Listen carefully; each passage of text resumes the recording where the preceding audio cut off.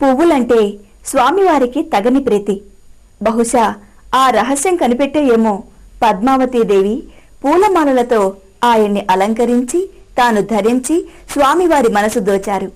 వేద మంత్రాల నడుమ, దివ్య కీర్తనల నడుమ భక్తి శ్రద్ధలతో అర్చక స్వాములు శ్రీ వెంకటేశ్వరుని స్తుతించడం చూస్తే వారి జన్మలు చరితార్థం అని చెప్పక తప్పదు.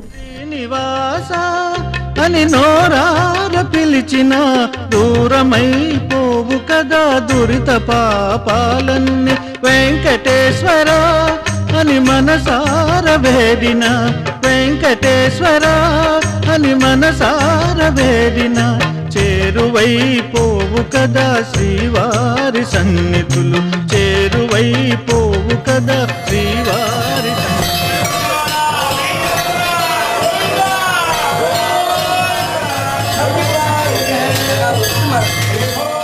పట్టు పీతాంబరంతో పాటు పుష్పాలంకారుడైన ఆ శ్రీపతికి రకరకాల పుష్పమాలలతో అలంకరించి ఆ దివ్యమంగళ రూపాన్ని చూడాలంటే పూర్వజన్మ సుకృతం కావాల్సిందే.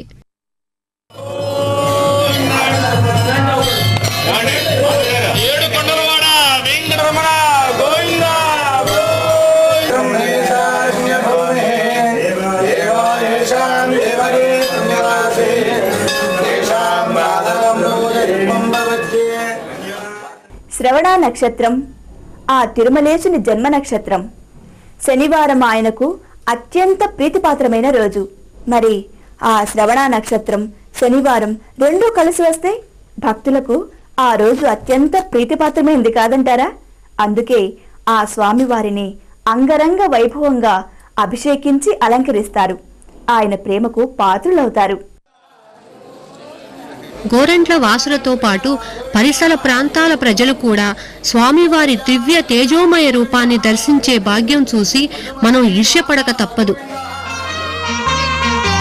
ఎంత చల్లని వాడు ఏడు కొండల రేడు, వెలుగెత్తి పిలిచిన కరుణించు వరదుడు, ఎన్ని ఆపదలైనా కడతేచు విభుడు, కన్న తండ్రే తానై పాలించు దేవుడు, ఎంత చల్లని వాడు ఆ ఏడుకొండలవాడు శ్రీ వెంకటేశ్వరుడు, తిరుమలవాసుడు అయిన ఆ శ్రీనివాసుడు మీకు మీ కుటుంబాలకు అష్టైశ్వర్య ఆయురారోగ్యాలను ప్రసాదించాలని మనసారా కోరుకుంటున్నాం.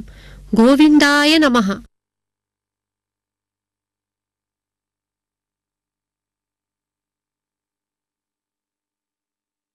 సర్వాలంకార భూషితుడై శ్రీదేవి భూదేవిలతో కొలువైన ఆ సప్తగిరివాసి సకల సంపదలను ఆయురారోగ్యాలను మీ అందరికీ వసంగాలని, ఆయన చల్లని చూపులు మీపై ప్రసరించాలని కోరుకుంటూ ఆ గోవిందునికి కోటి ప్రణామములు తెలుపుకుంటూ సెలవు మరి.